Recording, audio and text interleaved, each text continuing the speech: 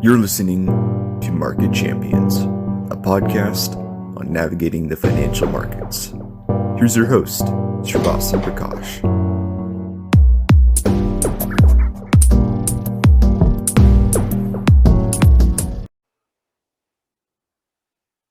This episode of Market Champions is brought to you by Simplify ETFs. For more information, visit simplify.us. No simplified funds will be discussed during this podcast. Hey guys, welcome back to another episode of Market Champions. I just wanted to remind you to like, subscribe, and leave a comment. Really helps the page grow, really helps the podcast grow. Thank you so much for your support. And now on to the interview. Hey everyone, welcome back to another episode of Market Champions. Today it is my pleasure to welcome Hugh Hendry. Hugh Hendry, as many of you may know, was formerly the head of Eclectica Asset Management. He's now known as the Asset Capitalist. Hugh, thank you so much for being on the podcast. It's wonderful to have you on. A pleasure. I've heard many great things. I appreciate that. And Hugh, so I wanted to kick off by talking a bit about your background and how you got into finance. So could you talk a bit about your journey to how you got started, and then your journey running Eclectica, because I think you also came to you also to initially start off as a value investor, and then you went short the European banks during the great financial crisis and so on, and then you started doing some luxury real estate in the Caribbean. So could you talk a bit about sort of the transition between each one of those phases of your life? Yeah, it's all about real estate. I moved from a European housing project, which was kind of grey and violent, to the billionaire island of St. Bart's in the Caribbean. Today you find me, I'm a bit of a nomad. I like to think that I think all of my possessions are in 13 compostable plastic bags. And I can, so anyway, on my tour just now, I find myself in Venice, which is kind of Venice Beach, which is kind of where my tribe hang out. So point to point, if you will. Last weekend, I revisited that project, and it was quite discombobulating in that a place which exists in my memory, in my head, I can see buildings, and when I get there, it's all gone. It was a profound folly of urban planning, and it fostered and it created a grotesque urban landscape. And so they cleared it, and all that remained of my school, bizarrely, was the school gates. And so sometimes I have the refrain when we experience these sharp turning points in financial markets. I have the refrain of, I can see dead people, and it kind of felt like that going back and seeing the shift in the matrix from the imagined reality that will live long in my mind versus what no longer exists. So anyway, whimsy. I would say to you, a function of serendipity and fortitude took me via various unusual paths, and took that kind of scared 10-year-old and pushed them through an education as a fundamental investor. Kind of want to push back a little bit on the value thing. I was working for an investment franchise that sought to protect risk through superior stock selection, and owing to the intellectual endeavors, they were concentrated portfolios, and the kids who worked there were trained not to become attached. It was a detachment process, and so you would be constantly shifting between sector and between geography in the hope that you would learn to see a good business regardless of context. And then that kind of wheel of fortune continued to move, and I found myself, because whilst I was trained in a magnificent manner in Edinburgh, it did not coincide with my quirky DNA. And it wasn't until I found myself in London with this tiny little group of hedge funds. Hedge funds didn't really exist back then, where I was then able to kind of forge a synthesis between the quirkiness, the curiosity, the playfulness, that kind of fluid state of investing, solidified by everything that I gained in terms of knowledge from the austerity of Edinburgh. And so I navigated the fallout of the tech crash at the turn of the century with a long-only portfolio. Over 3 years, the German stock market was down 80%, 80, and my fund was up 3. Yeah, I never get the plaudits for the magnitude of the rise, but the lack of correlation was comforting. And from that, I won a mandate to take on a global macro portfolio, which is the highest calling, I believe. Maybe it's self-interest, but I believe it was the highest calling, because we live in a world of silos, of specialism, of attachment and not detachment. And the macro world is the most frustrating, because there is there's never a moment, it's such a fluid, expansive horizon that there's not any one beta source that you can pretend is alpha. So to give someone that license to do macro was kind of the ultimate accolade back then, and I want to say now, in the sense that you can literally do anything except one would hope, lose clients, precious money. And so I ran a macro hedge fund for 15 years, and that ended in 2017. It was, despite my passion, it was becoming joyless, and joy is my energy. So I reside for the most part in the Caribbean, and about 2 or 3 years ago, I felt a desire to share the impulses and the thoughts that seemed to reach me despite not having the terminals and the live feeds. So that's my story. Too long. No, not at all. And I think that was a great story. And when it comes to, the perspective that, you've gained since 2017, when you sort of stepped away professionally and geographically from, you moved down to the Caribbean, no longer in, say, London and New York, as well as professionally. Now, as much as you trade for your own account, you don't have to manage money professionally. So, what is the perspective that you've gained from that shift? The perspective, I want to say, is how you can run and run, but if something is inherently within you, it remains there. And so I'm not an active risk investor with regard to the common and most popularly traded markets. I find my endeavors and my wealth payoff has been investing in St. Bart's real estate, which is to say building kind of gloriously luxurious villa rentals on an island which is tiny, an island which is sought after. I think of that, what's that famous Christmas movie about the bank, and the banker's ready to throw himself off the bridge, and the intervention of angels, and that notion that when a bell, when the church bell starts ringing, a new angel has been admitted into paradise, into heaven. And I like thinking of those bells, because I say bells, I say voices in my head, but there I am surfing and doing architecture, interior design, and like being a janitor, if you will, and yet the lucidity, and I hope the potency of some of the observations that I'm able to form within my self-consciousness.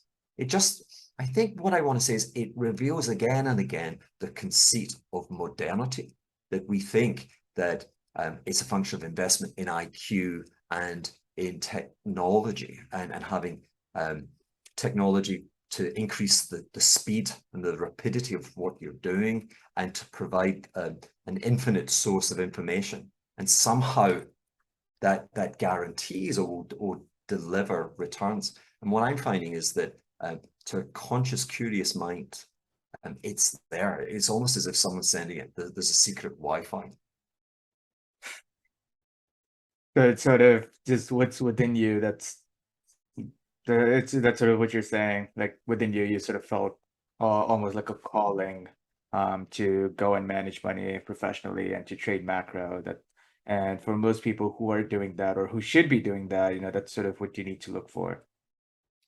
Yeah, I no surprise that the movie I was thinking is It's a Wonderful Life, and there are certainly aspects of wonder in my life. But one of the great wonders when I meet people who are from risk markets is my ability to engage with them. I think, wow, so again, I think that should be a celebration to your audience, because again, if you don't, it's the debasement. Information has become fiat, and information is widely available at little cost.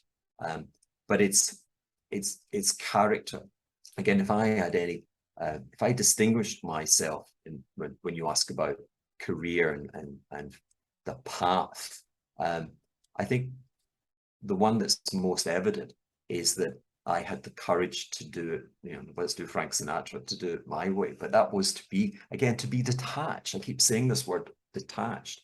I didn't want an engagement with a salesperson offering the edge coming from the flow from their trading book. That was meaningless to me. I didn't want the edge from the VIP access to central banks. You get bulge bracket managers and they kind of gloat about that. Good luck. That wouldn't work for me. And my rationalization was, how could I possibly outperform the smartest minds if I sought to simply emulate what they did? So I again try and think, have courage, and then try and think of, it's this linear algebra, which is, I'm not an algebra person, I'm not a linear person. You bring those two together and boom, my bridge is closed. But it's, I'll leave it to everyone to work it out themselves. I would agree. So from school, I would attest that algebra is a terribly boring subject. Necessary, but Necessary, but yeah, exactly. Moving on, I definitely wanted to talk about markets. And I wanted to kick it off by saying, you briefly mentioned the how you navigated the tech bust, and German stocks dropping 80%, and if a combined 01, 08 occurs as you're suspecting, aside from panic, how should one be positioned right now, and what does the aftermath look like? Heavens. One can say many things, and the pushback should always be some probability determination, ranking of any assertion about what might happen next, because it's absurd to actually talk about what happens next. I simply like to ask questions and then feel the resonance internally and then feedback from others. The notion of a combination of the tech crash and 2007, 2008 is, the probability would have to be modest. Not to say it can't be, but I guess the background to that was the magnitude, the drawdown in wealth from markets, prices falling, and the magnitude of that wealth decline versus 1 year's GDP. You get serious and prolonged economic declines when you wipe out multiples of GDP. I think we wiped out about 1 times GDP back in the NASDAQ peak. The problem and fear is always with us, but is the magnitude of wealth to GDP today being, well, at its peak in 2021 being 7.5 times. We've already had a kind of NASDAQ-like diminution in asset values, which is the equivalent of 1 year's GDP. And owing to that, I think that there's a large part of that explaining the shape of the yield curve, because wiser people, and when I say wiser, I mean people who would actually suffer from the consequences of their risk decisions. I think when there is a penalty, when being wrong carries a penalty, I think it creates more sagacious opinions, if you will. And so I think that decline in asset values vis-a-vis GDP is one of the determinants of the bond market's going, I'm concerned about this. Gotcha. And so, when it comes to this idea of inflation versus deflation, could you sort of outline your views, as well as, how you think, risk assets would play out according to that view? Well, so I've hypothecated that inflation is a terribly hard thing to create in let's call it our modern democracies, and that our modern democracies kind of have no parallels with societies which have suffered from severe inflation. And the difference is again the scale and the magnitude of asset markets vis-a-vis GDP, and so it opens up the possibility of a tail wagging the dog. And there's a lot of comparison with the 1970s and with central banking back then under the guidance of Paul Volcker, who was raising interest rates in a recession. And I simply like to caution that he was provocative in that action, and it still carried with it obviously a severe economic contraction. The two recessions of the 70s were the greatest in the post-war period prior to the great financial crash. But that was with debt being 1.5 times GDP. It's like 4.5 times GDP. So the idea that you can be Volcker-esque and that you can reset interest rates come what may, come to the judgment of 15 people meeting kind of every 6 weeks ago. I say, heavens, be careful. I can't see how that can be carried out. We're at a kind of something of an impasse in that they have carried out their rate hikes. They've demonstrated, it would seem, a willingness to do more. And markets, equity risk markets had been down, 22%, and then we're only down about 10 from the all-time highs. Now, I guess where are we? About somewhere in between. Not a huge big deal. And so, does that validate and does that give the Federal Reserve the power to keep raising? And I fear the consequences of that. So again, a parallel with the great financial crisis, and this is, I hesitate to say this intellectual kind of hypothecating, but turning points and hits to market expectations seem to be intrinsically linked to collateral and the confidence in collateral and the collateral choice, the choice of the euro-dollar credit system throughout the world. And the crisis of 2007 was a crisis of collateral that, again, I like to come back to words such as conceit and arrogance, of which there was much in the mortgage-backed security package, that by packaging geographical diversity into US mortgage risk assets, that you created something which had perhaps less risk than a US Treasury, and therefore was this fantastic form of collateral. And so the banking system, remember, the European banks had more credit exposure to the US housing market than domestic banks. That widespread adoption of collateral underwriting loans to the real economy, when it was called into question, the conceit was, no one said, okay, we have no observation of a consistent geographical that all states down at the same time. No one really kind of brought, well, but again, is that it's never going to happen? That's the conceit. Is it a 5% probability, a 15, 25? That never seemed to enter the fray. As that did, and that collateral was rejected, then you had to be selling the MBS packages into a market where None of your Mhm. peer group had it, so we saw the explosive price action and buying US Treasury bills. And there's an argument to be said that this kind of alchemy, like out of poo-poo you create, out of lead you create gold in terms of gold and collateral. Have we gone through a similar experience since 2012 when Mario Draghi gave the full endorsement of the ECB to Greek and Italian bonds, principally Italian at that point?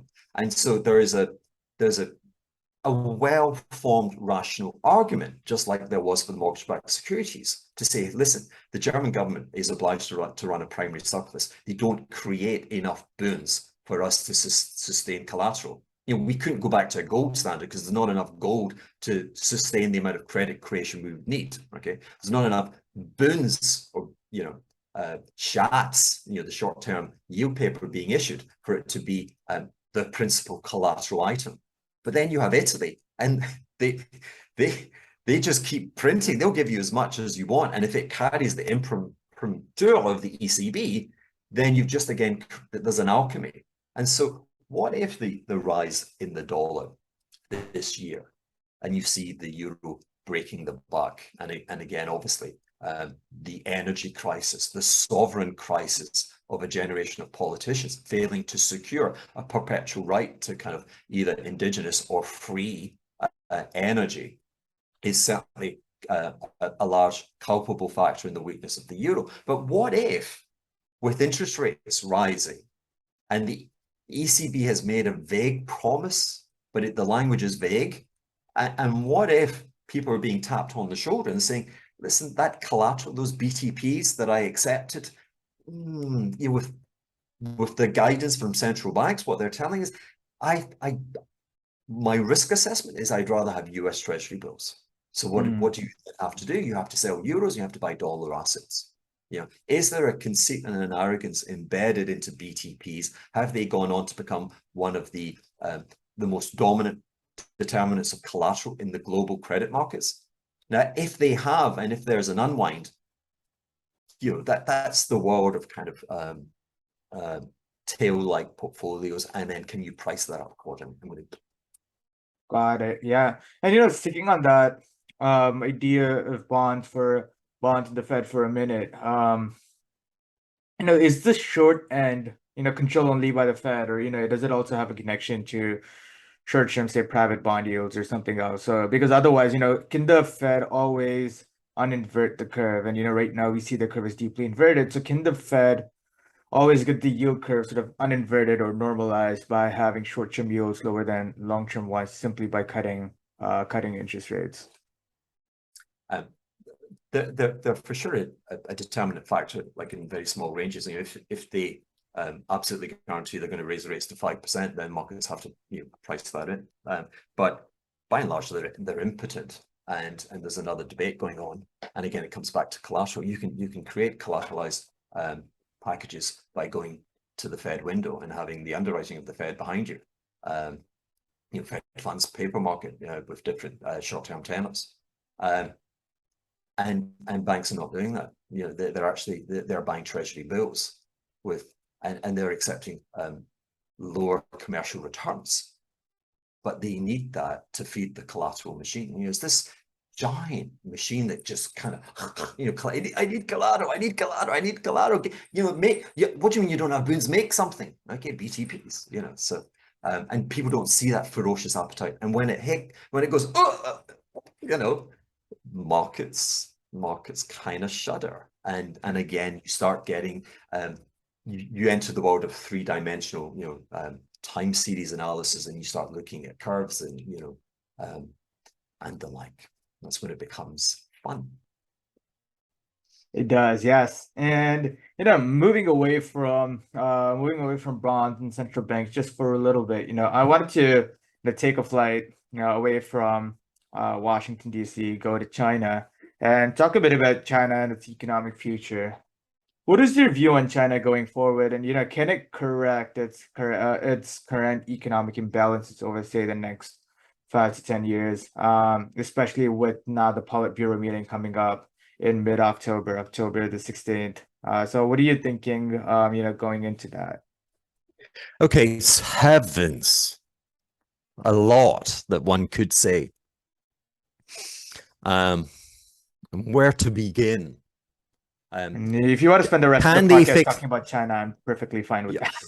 sure. Well, let's see. So, can they fix it? I don't believe so. I put a paper together. I must find it. But you go through all the variations. So first of all, you have to replace about 35 the contribution to GDP of about 1/3, which came from property. The residential, predominantly the residential property build, and the infrastructure. The sovereign government via its agents in the local governments.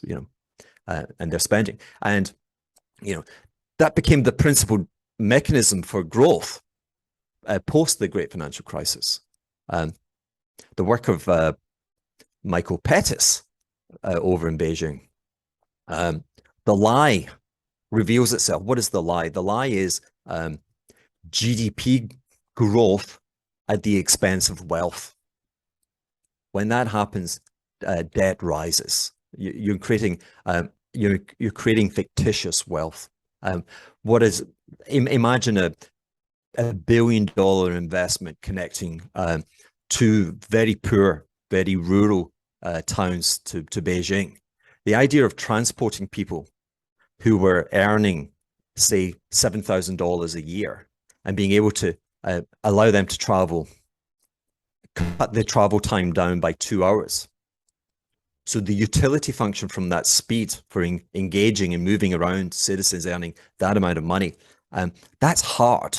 Spend $1 billion, if you will, linking the cities of Birmingham or Manchester to London, where the per capita GDP might be would be $50,000. Yeah, that you're going to get a return.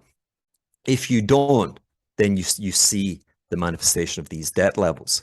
And what you have to understand is that the GDP model, and it's about the preservation of the Chinese Communist Party. They need to be present. They have to demonstrate that the system works and it generates GDP, which is supposedly prosperity for the many. It's not. It's a mirage. So I don't see how they replace that. At the same time, I think you'll have an enduring wealth shock. The property market is just so enormous vis-a-vis GDP, and I don't believe even autocratic governments can hide that. The overseas sector, in terms of selling more to strangers, their trade surplus with the rest of the world is already over 1% of the rest of the world GDP, and who knows, but that historically has been a very challenging level, and the rate of acceleration they need for that to replace, say, infrastructure, property, is so enormous that they would run against trade complaints from their partners. So I don't see it coming there. It then opens us up into, we came into this conversation from the Fed, and the Fed's quantitative easing, and the Fed is printing money. And the fact that at the height of the fear with COVID back in the year 2020, that several members, including Powell, were on television saying that they printed money when they're not legally capable of printing money. They would be in prison if they were, but they were saying it. And of course, within 2 years, we have these elevated relative price increases from non-discretionary items. And so they kind of own that. But I think the function which explains the rise in asset values over the period coinciding with quantitative easing from Western governments, I think it's better explained by the mercantilist trading strategy, principally of the Chinese, where they manage a dirty float, that the kind of quid pro quo from the West opening its markets to the West accepting that non-skilled labor would be dislocated. But there was a dream that in creating a wealthier and more productive trading neighbor, that via the mechanism of currency, the citizens of that productive economy would be rewarded via higher value of their exchange rate. And that's a wealth gain vis-a-vis the rest of the world, because they can buy things from us with a commitment to less and less of their own currency. That's a good thing. That would create autonomous growth within China, and it would actually create growth for the rest of the world. This is the missing growth part, which explains why globally GDP has failed to maintain the 30-year trend that it was enjoying up until the great financial crisis. So there's a shortfall, and it's a shortfall which each year becomes $1 trillion wide, and it explains, I think, a lot of the anger that resides in society. Now, the mechanism for all of that is sovereign governments and their agents electing to own about $7 trillion of US treasuries. So the US is the recipient of that money because it has large liquid markets and it respects, by and large, contract law. So it's a wonderful asset.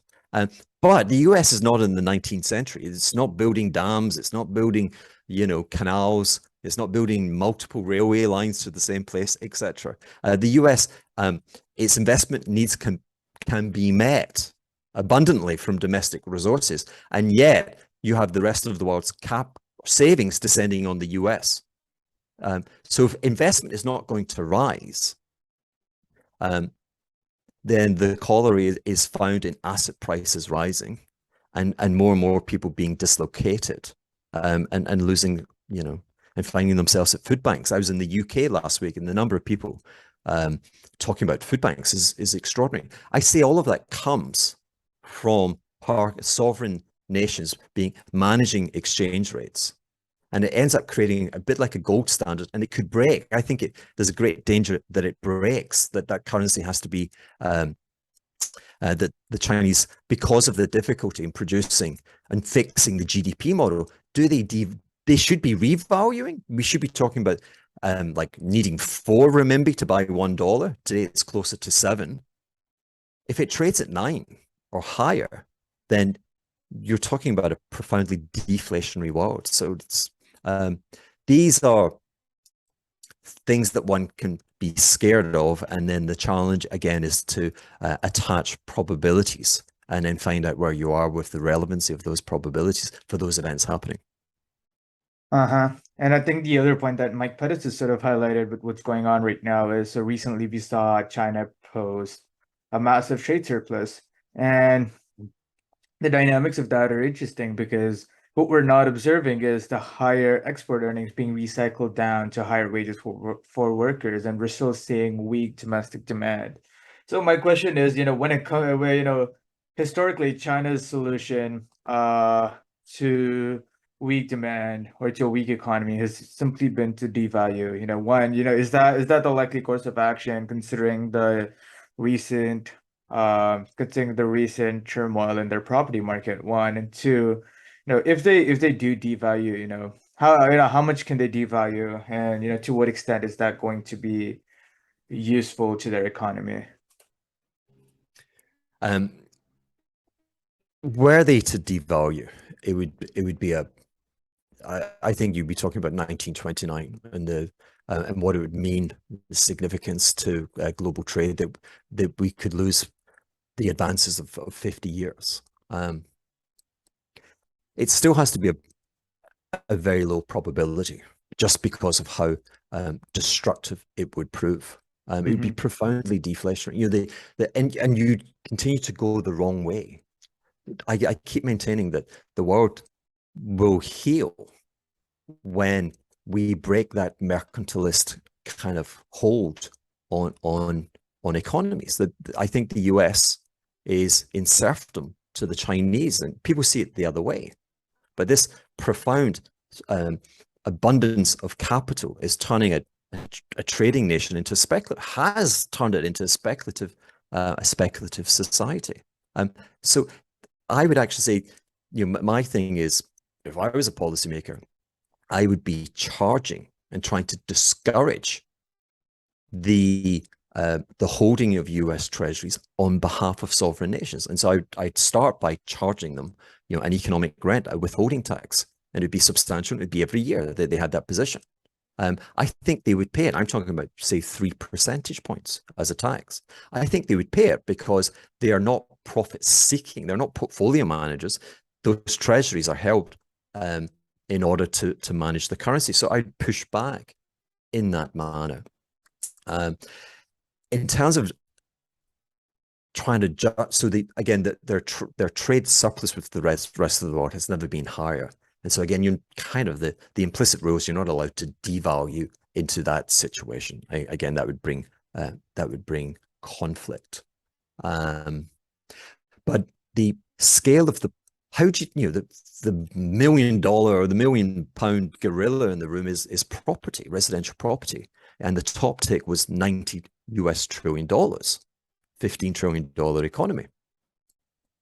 A devaluation, you can see a dialogue which is, well, we have to devalue the real estate market in dollar terms. Yeah, I could see pushback there. But what kind of devaluation do you need to get 90 closer to 15? I mean, it's just untenable. And then the other wild card, of course, is the weakness in the yen.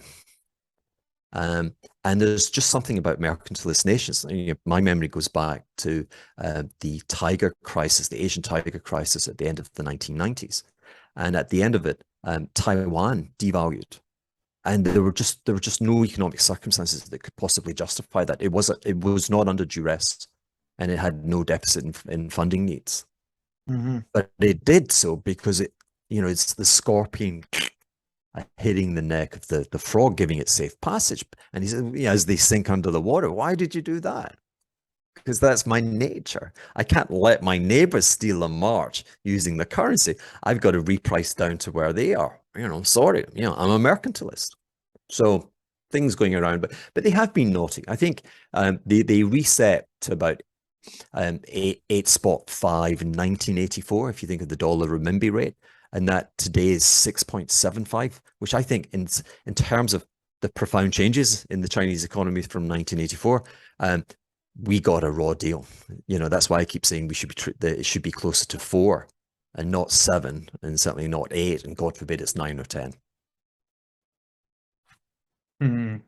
No, that's definitely very interesting. And when it comes to this idea of she's staying on as leader of China for life, that is sort of one of the things that's going to be discussed at the next Politburo meeting in October.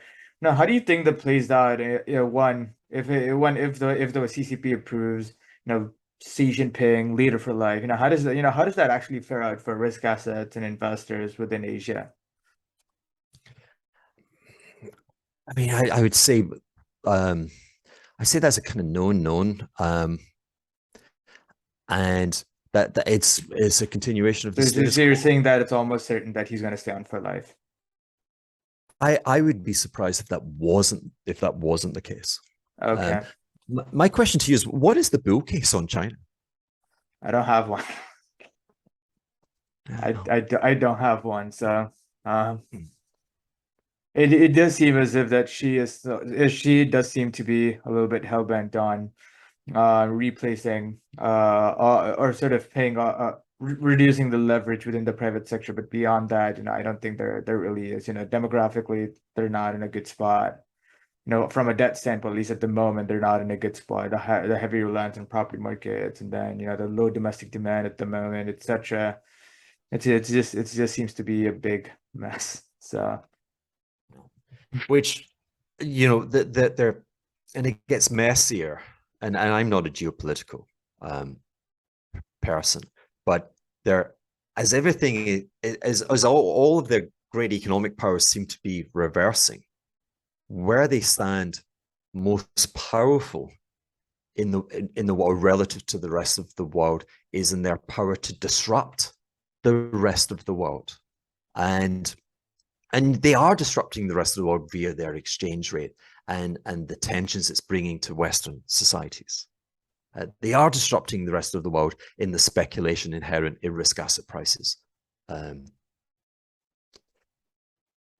But were they to follow, God forbid, but follow the antics of Russia and have a skirmish with China, with Taiwan, if that's a long, if he's, I'm the boss forever.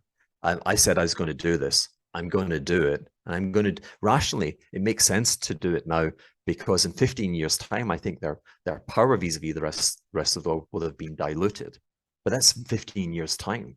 And if we're talking the next 15 months, their power will never be stronger to disrupt the rest of the world.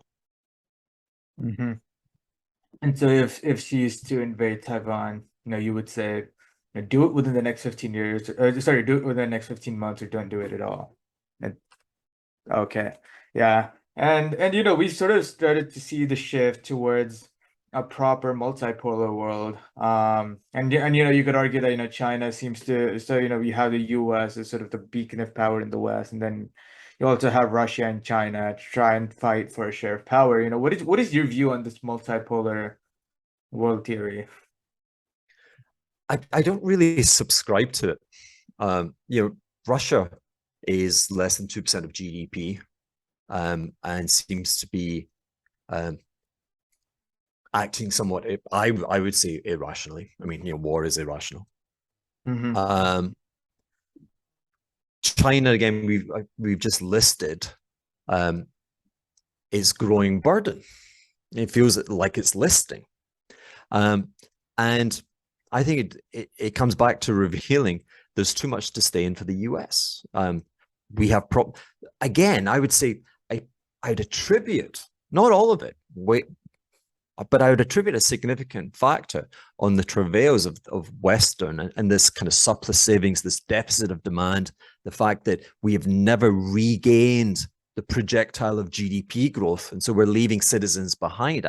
I'd say there's a substantial element of that coming from the Organization of International Trade, and it's not being recognized by politicians of the center, or indeed politicians, of the fringes, except in the building anger. Got it. And when it comes to building anger, a lot has been said, especially on Finch with regards to what's going on with European energy. And sort of the question ends up being, will the energy crisis get resolved by placing the burden on producers through means of price controls, etc., or would it be placed on consumers through the advent of higher electricity and energy prices? How do you think that? How do the at least on Finster, the consensus seems to be that likely that this burden is going to be placed on producers. So how are you thinking through the resolution of what's going on with European energy right now? Well, I mean, transferring it to the producers will just prolong it. There's a profound shortage. Yeah. There's a profound time delay between taking action today and delivering. We're in this situation. One of the factors taking us into this situation was either the taxing or the denouncement of exploration, which created a dependency on an irrational foreign sovereign nation. Mm-hmm. To my mind, the more interesting question, and obviously people are speculating at it every day in like nat gas exploration stocks in the US. In that,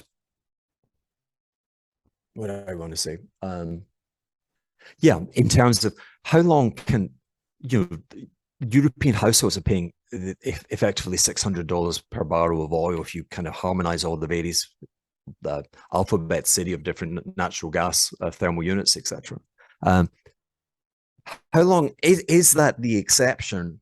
And indeed, when you work through natural gas prices to the US, and the US is so low, how does that play out? Does it take the US up? What would be the mechanism? Can you keep it apart? But also, GDP growth for the rest of the world vis-a-vis the US. People are still looking at forward gas curves and seeing a reversion. The extremes we have owing to the profound time delay, and like you say, the taxing producers, it's a bit like with COVID. Imagine we turned around and we said we're just gonna we need a a solution to this virus. We need an antibody, or whatever. We're going to tax all of the pharmaceutical companies. Would that be wise? So it's clearly not wise. And but on the other hand, if you place it on the consumers and you say, hey, you're not going to be paying 3 times what you used to pay for electricity prices and to heat your house, there's going to be some amount of social unrest on the streets. You're going to see, and there was a very interesting, I think it was on Twitter recently, of how the French middle classes almost practically disappeared. And so I think about 50% of France makes, I think, what was it, €3, 3,000 euros a month or less. And so I think that was insane, because that's about 36,000 euros a year, which is about $36,000 a year. Now that's come down to parity. And so wouldn't the other solution be worse, at least from a government standpoint? Well, it is one of those factors which does embellish the inflation thesis, catching fire. I've been skeptical about the ability of the higher price levels in energy transferring itself into all the prices of all goods and services rising. That because I've not seen the euro-dollar credit system desperate to expand loans into the world, I don't see the monetary creation that would be able to facilitate spending 10% more than you did last year. You need 10% more credit provided, and if it's only 7%, then something has to take the strain, and that would be the discretionary spending. Cinema viewings and revenue from North American cinemas is, I think, 59% below where it was in 2019. There's a kind of how it plays out. But then what if and why, again, the idea of private sector negotiated higher wages to compensate is hard in a world where you have mercantilism, where you have nation states which can displace those jobs. For my mind, the rage that I have today is that mercantilist trading system is effectively a class war on the poorest members of our society. And at the same time, now the Fed is coming in and it's raising interest rates. And again, it's felt disproportionately on that lowest income class within society, who back in the day in 2009 had to underwrite the asset holders in the economy, and they get rewarded today by 30-year mortgage rates at 6%. So I think what we're likely to see is, and what we are seeing, is step by step European governments effectively paying the difference and subsidizing. So kind of similar to what we saw in COVID. But that if that comes to pass, then that would facilitate the ability to maintain your consumption at higher and higher prices. And so that's something that has to be watched for. But again, there's all these breakages. So say the inflation does take over, and say German bonds are yielding 4%. Where's Italy? And what is the feeling of that collateral, which is underwriting the system today? And again, if that breaks, then that would be a big fire, like a firewall protection that would then douse the inflation coming out of the government sector. So it's right now it's entertaining because there's so many things that could happen, and that widening of the frontier of what could happen should be reflected in again risk assessment. When there's more likelihood that lots of things can happen, what's your price for that versus the certainty of maybe 2 years ago? Linear algebra. Yes. Yep. Yeah. I think that's very interesting, because you also sort of mentioned that when it comes to this inflation idea, you're not seeing the euro-dollar market create credit, etc.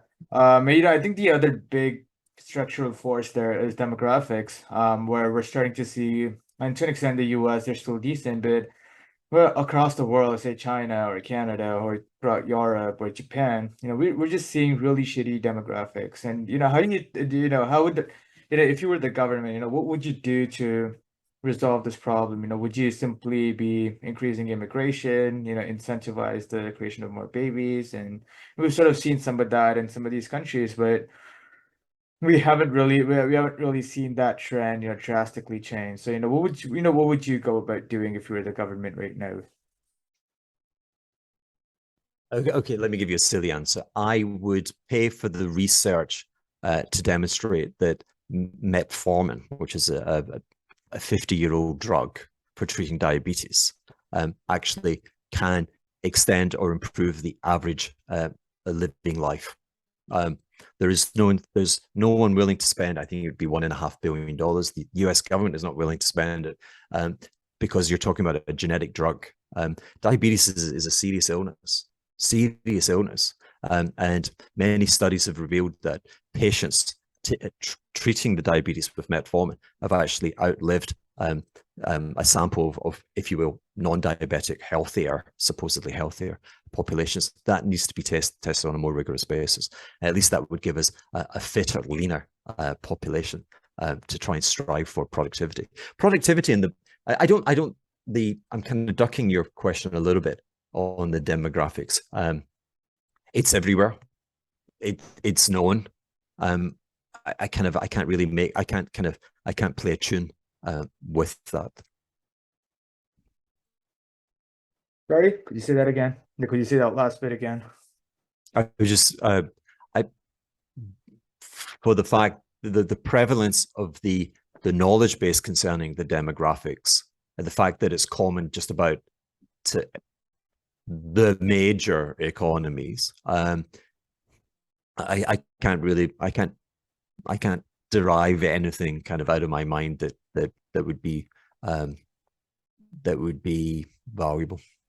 Okay, no worries. And when it comes to this other trend that we're starting to see is a potential decarbonization, and so sort of the government has induced decarbonization in every sort of factor, excluding nuclear energy. And we're not some part of the German and the French, well, at least some part of the German energy crisis is caused by the fact that they've closed down a lot of the nuclear plants, increased their reliance on natural gas that was supplied by a hostile neighbor. How do you think the transition to green energy plays out? And do you think that uranium and nuclear will eventually have to play an important role? As much as it sort of seems obvious that nuclear is the way for forward, and it's clean and all of that, but then it just seems as if the government or what would make the governments change their policy and their views towards uranium and nuclear?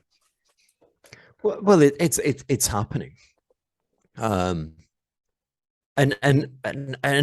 all those Western nations.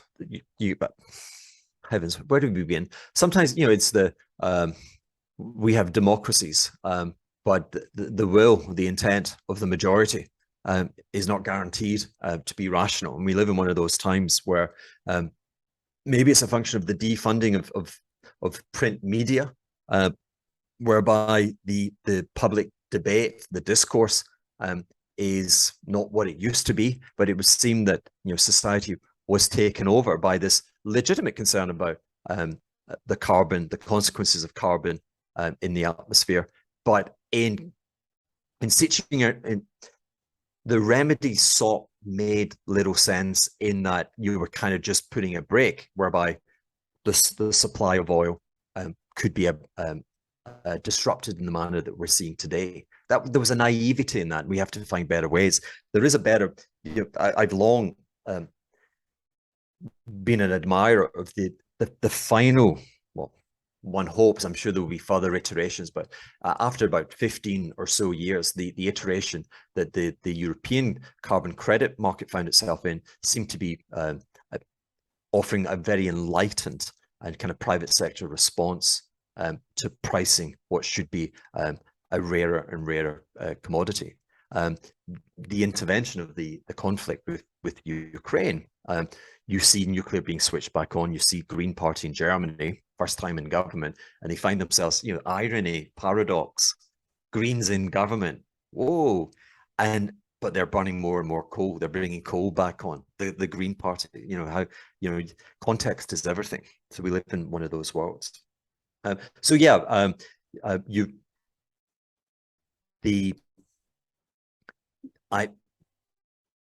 were many positive things and inevitably positive things, I think, with regard to the uranium sector. The biggest blight that it has today for speculators is that, again, those factors are known. You know, you don't need me to tell you that probably uranium will take out the previous market price high.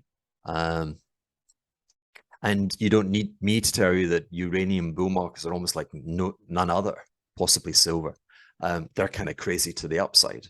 And you have a lot of people, a bit like Bitcoin, you know, when we were down below 10,000, and they were right back then. Well, not 10,000. But there was that move 10,000 to 3,000. I will never sell. I will never sell. I will never sell. Done. You're out. You know, that being fully equipped, fully armed with the knowledge of what will happen and knowing that it's going to be so positive actually makes you the last seller. You still sell, but just determines that you're the last seller. And I've been saying that for all of this year in terms of I feared that you could see quite a savage pullback in the major uranium stocks. That hasn't happened. They've largely traded sideways, volatile, but sideways. That would still be my biggest fear before the bounty of the inevitable, very profitable future for for that industry. Awesome. Yeah. You know, before we started this podcast, you know, this morning I put out a tweet on Twitter, and it was sort of, you know, I'm interviewing Hugh Hendry, you know, what should I ask him, picking the best questions. You know, Tom Roderick replied, and he said, if you had to buy, or, you know, if you, Hugh Hendry, had to buy one tradable asset and hold it for the next 5 years, what would it be and why? Tom Roderick, of all people. In fact, he's pushing my buttons. So you don't know that he's pushing my buttons and almost succeeding. But through conscious breathing now, I don't automatically respond to those triggers. Because, you know, I was the plasticine macro trader. Flexibility of mind and detachment, the ability to reject everything that I said the day before. And I said it with, I would hope, panache and conviction. So the idea of pinning me, the emotional cadence of saying, I'm going to own this for the next 5 years, right? That's not my business, you know. And I think it's cheap. You get people who have had portfolios with live ammunition recognize just how jarring that kind of you survive 5 years by being willing to trade, by recognizing that journeys from A to B have several cliffhanging ending chapters, reversals, drama, mistakes, errors before triumph. So forgive me, poetry rather than the rest. If the thing that intrigues me most, if I wanted to play that, I preposterously, when we talked about the risk of a Chinese devaluation, or China being disruptive to the world at its choosing, when I think of the elevation in European energy prices and the profound time lag before that can be addressed, and therefore the consequences on GDP growth, I believe that, like I think almost everyone in the marketplace, I believe that, you know, the treasury bond market, the sovereign fixed income market is peaking. It's a 50-year peak. The yields are troughing, if you will. And yet I believe in irony and paradox. And I think that were that to come to pass, we might see a new low in price yields, a new high in prices. And that would be the turning point. So I'm relating that back to the fact that in 1982, treasury bond yields, I think, hit 16%. Now, Volcker had been raising interest rates into severe economic recession. And for 2 years, anyone with a heartbeat could fail but to register that inflation was collapsing. And yet treasuries went to 16%. So absurdity, and that's my offering for absurdity. Absurdity comes to mark the top of these generational cycles. Now, maybe that's what we saw with COVID, but my feeling is there's enough stuff that I'm picking up from my personal Wi-Fi that, you know, if that comes to pass and people say, but who would have thought that could happen? Well, me. Yep. And I think and yeah, you know, as you mentioned, plasticine man, you know, very fluid, very able to sort of shift your views as and when needed. And I think that's very, very cool about your approach. Now, Hugh, Hugh, thank you so much for being on the podcast. It was awesome to have you. Could you tell the audience a little bit about a little bit more about where they can find you and your work? Oh, that's very kind. So the Asset Capitalist podcast we put out on the Apple podcast platform. I always get that wrong. And on YouTube. And you can find me on Twitter, Hendry_Hugh at Hendry_Hugh. I'm not very good at this. Hugh was and forgive me, Acid Cap, buy the cap, change the world. You know, broadcast to the world that you are curious and playful. Absolutely. Hugh, it was awesome talking to you. Thank you so much for being on the podcast.